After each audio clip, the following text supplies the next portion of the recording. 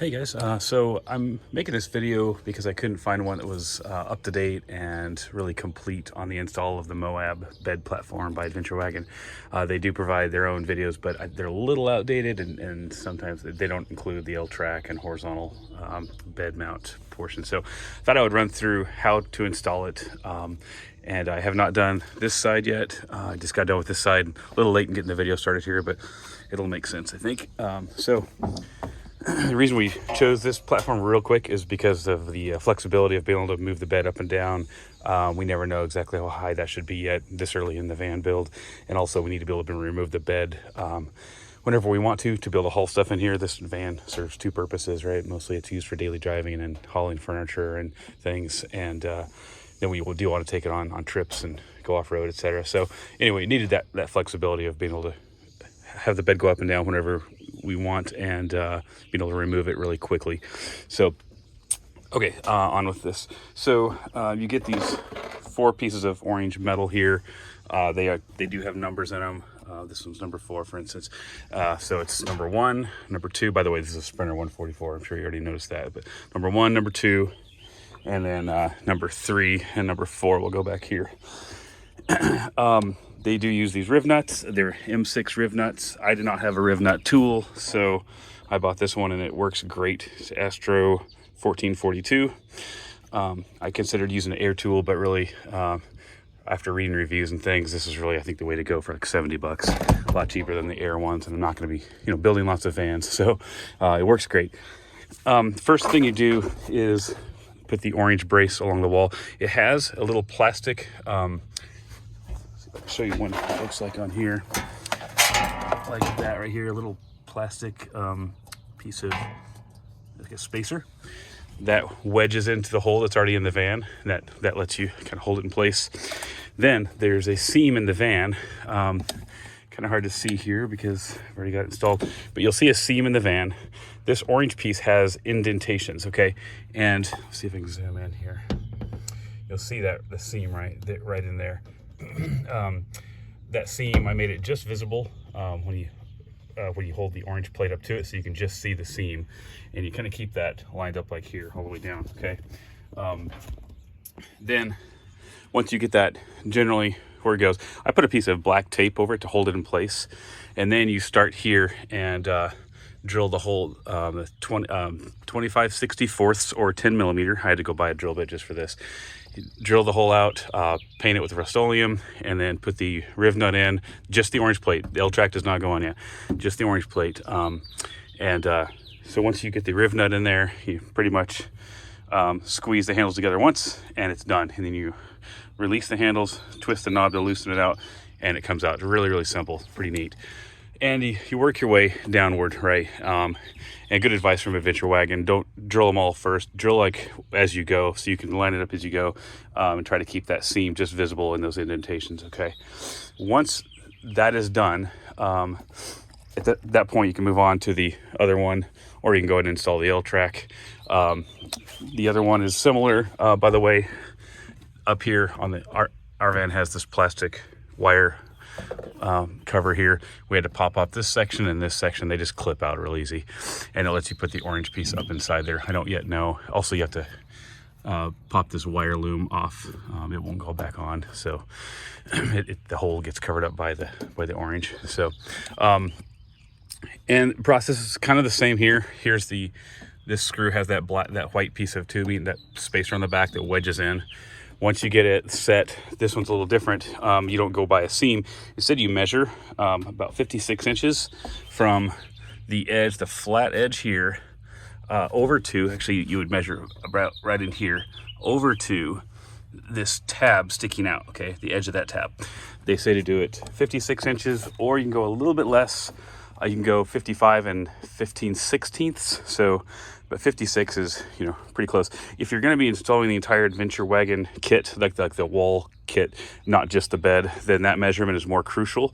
They say you definitely want to stay between 55 and 15/16 and 56. So I didn't have to be as crucial with that.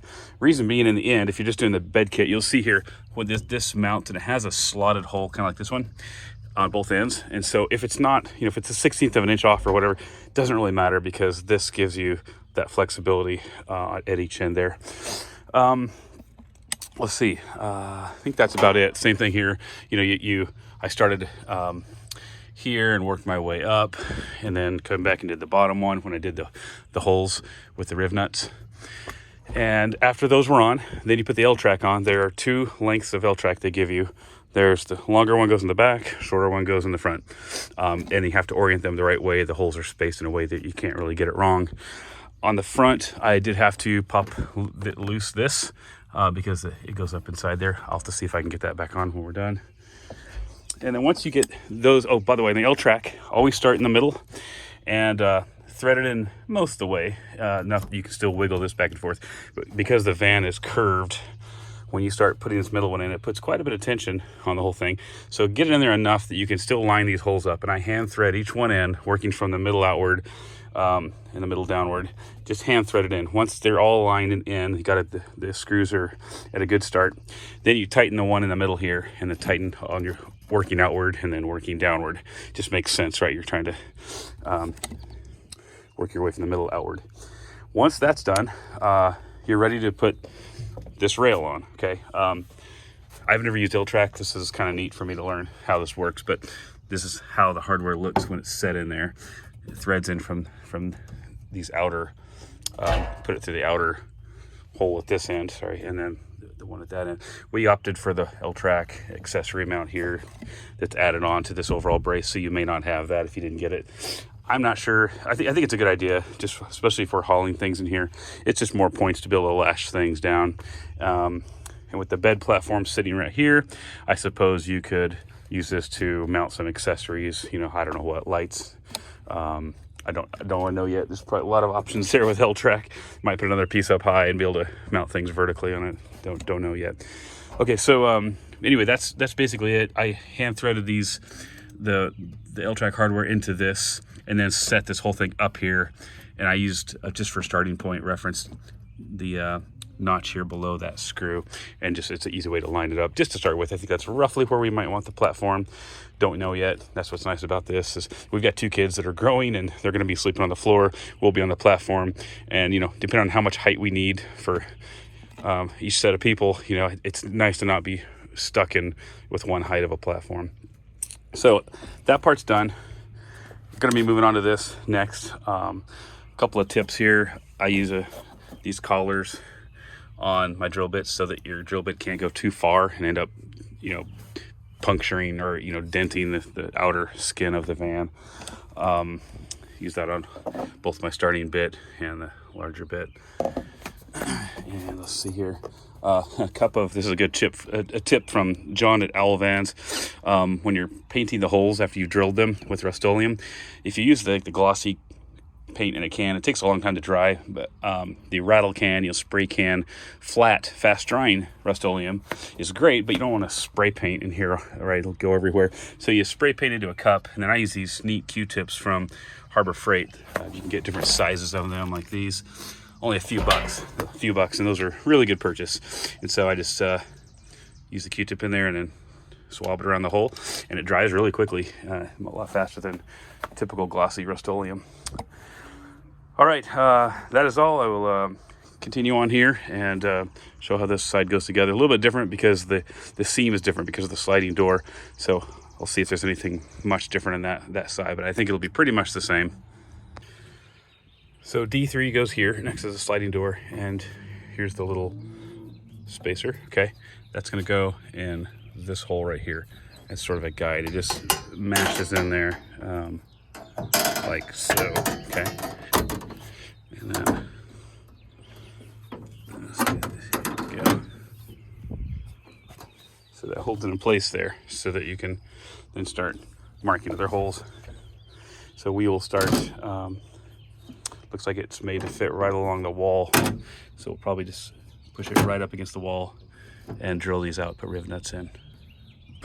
Okay, I got an S3 installed. I just kept it right along the edge here where the bend in the metal is, all the way down, trying to keep it that way while I worked. It wanted to kind of shift this way, so I did some measuring just to make sure that did need to go clear to the edge. I measured the distance between the holes here on this. The brace here, the part that your bed mounts to, the platform, the outer holes are about 59 inches on center.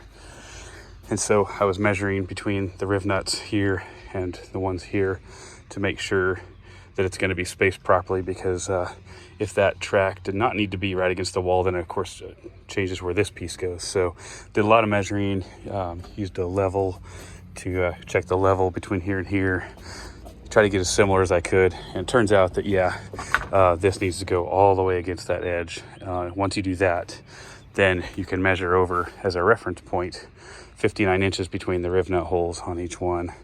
And that's a good guide to use, because that, in the end, that's what matters, right? Is you want this to be pretty much centered on the L track. So that's what I did. The next step will be to put in the S4 and then get the L track mounted. All right, so S3 and S4 are installed. In that last clip, I had noticed that didn't have these top 3 riv nuts in, so got those installed. And everything went together fine. Now we're gonna put the L track on. This is the shorter one, and the longer one's gonna go over there. So we'll do that next, starting with the, we'll do the middle one first. You have to put pressure to bend the L track inward, and then hand thread a screw in the middle there, not tight, and then work outward. And there we have it, L track installed on both these orange bracers. And so the next step will be to mount the cross piece here that the platform sits on. Got the horizontal piece installed.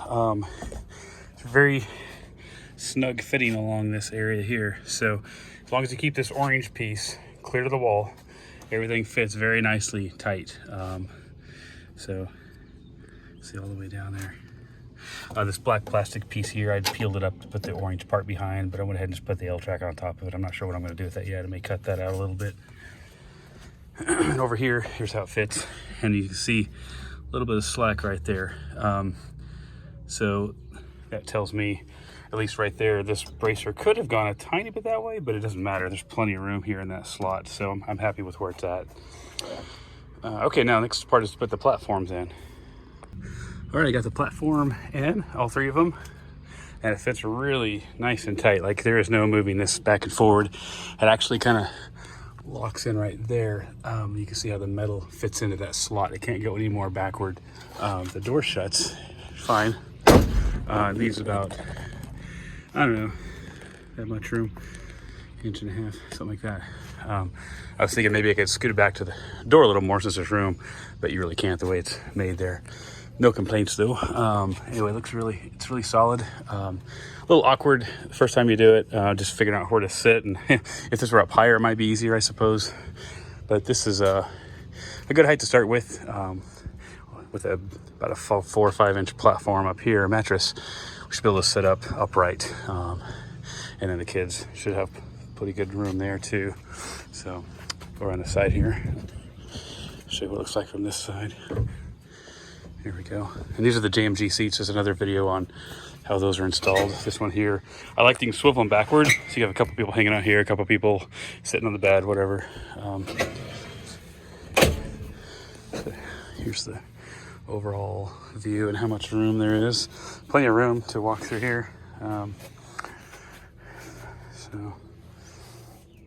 the seats can actually go forward more. They can slide about 8 inches that way to have even more room behind the seat. So it's a great platform for a 144. I really do like it. It seems real solid. And when we're not using it, we can just pop these platforms out, put them in the garage, or adjust the tracks way up high and maybe put them up here. Not sure if I'll run into that with my head. I may put some padding along the front edge here, and that way it's not a big deal, and that way we don't have to put it in the garage all the time. We can just put it up high when we're not using it. So I'm playing around with I guess that's mattress sizes, and the fridge and the porta potty up here. Just kind of seeing how things fit. The mattresses are just what we had right now. I did find that this is the Mega Mat, not the longer, wider one. That would be this one, but this is the other Mega Mat. I forgot what the model is on it. Let's see here, Mega Mat 10 MW. Okay, that one actually fits down here. If you do 2 of these between the wheel wells, it's like perfect. So just for reference. This one's a little bit wider, so it would make them kind of scrunched up. So I'm considering putting 2 of these down here, and then maybe a queen size one up here. We've also considered the mattress sold by Adventure Wagon for this platform. But given that it's $900 and I really don't know how soft it is, it's a lot of money to gamble, and it doesn't collapse all the way. These we can, roll them up, take all the air out of them, and they take up almost no room.